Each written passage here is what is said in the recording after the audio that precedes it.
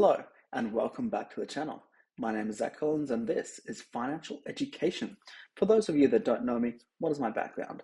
I was a financial advisor in my past, fully licensed, fully FISA compliant, specializing in super and non-super investments. I'm not licensed anymore, but I would love to get my license back one day. I left the industry as I could not stand the owner of the business, and I've got no interest in sales. It's not all sales, but my passion is to help people not to sell various managed funds or insurance products. These days, I work in tax. Now, did you know that you can buy property through your super fund? A lot of people don't, and a lot of people want to own property through the super fund because they believe it's the only way they can get their own property, given how fast prices are rising and how much harder it is for the average Australian to be able to afford it. There are a few ways to do it, and not all super funds allow it. The more advanced strategy you want to implement, the more specific the fund you need in order to do it. Let's dive in. Let's start with the basics, something that anyone can do. So all industry funds and all retail funds have the option to allow their members to invest in commercial property. Similar to a REIT or real estate investment trust, these funds either have a standalone product that invests in a range of commercial properties, or as part of their default offering, they will have an allocation to commercial property. This can be both good and bad, as a lot of these properties are involved in a bit of controversy around how they are valued. So back in 2022, the stock market, it started to crash and values for everything went down, except commercial properties apparently. So because of the way they value these properties and they manipulate their values, there were a few super funds that were able to keep the value of their members' benefits from falling because they did not reduce the value they attributed to these commercial properties. So this can be seen from like 2 points of view. So a lot of investors get scared.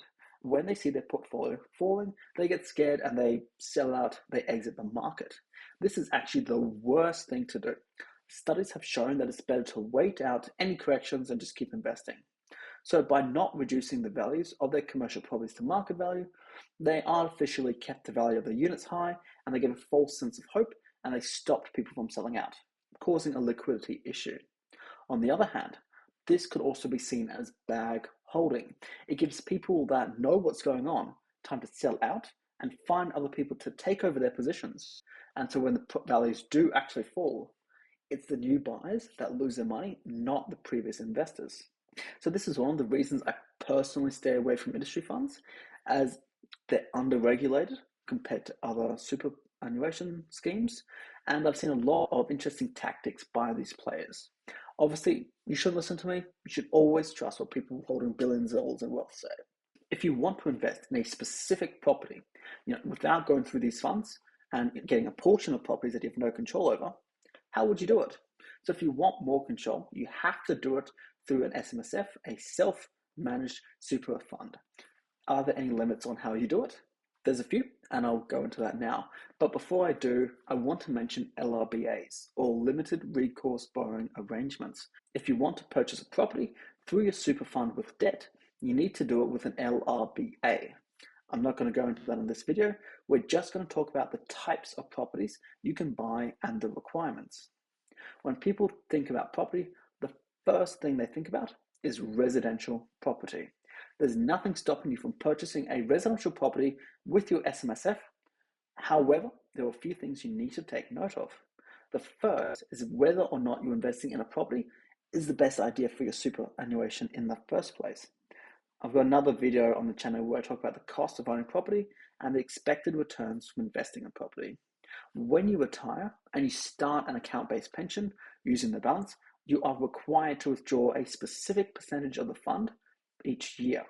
This will be tax-free, but if your net income generated by the rental property is, say, 1%, and it's the only asset you hold in the fund, but you need to draw 5% as required by legislation, the fund will be non-compliant, and there will be massive issues because you can't pull out enough money. The only way to get around this would be then to sell the property and find another place to invest the money, which can defeat the point. Once you have decided, though, that investment in residential property, that's the right choice to my super balance, there's a few things you need to keep in mind. So, one, you cannot rent the property to yourself or to a relative or to a friend or an associate. The property needs to be rented out to a third party at market rate.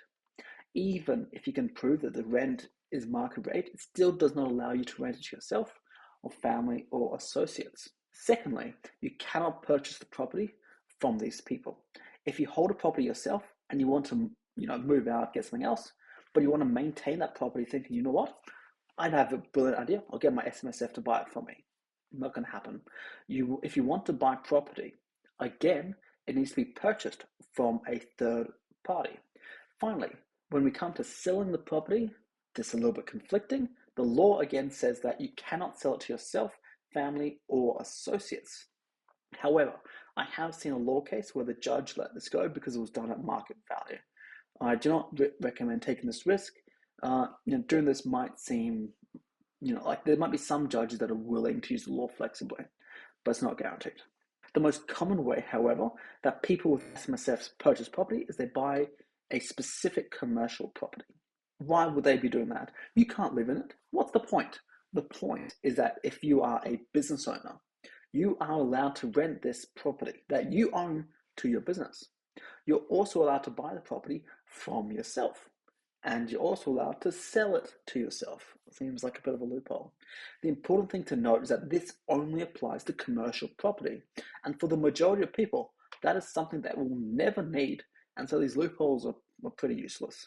So if you're a business owner, buying the commercial property that your business runs out of, it's a great way to get money into super. I mean, obviously you need the cash up front to buy the premises, or as I said, with an LRBA, but once you own it, you can still put your concessional and non-concessional contributions in, and your business is also going to be paying the SMSF rent instead of paying it to you personally or to some stranger, and it helps speed up the growth of the fund. Now, hopefully I've been able to help you give you guys a better understanding of how people buy property within super. It's not as clear cut, but there are ways that you can do it. If you have any more questions, please feel free to drop a comment below and I'll answer it if I can. Thank you guys so much for watching, and I'll see you on the next one.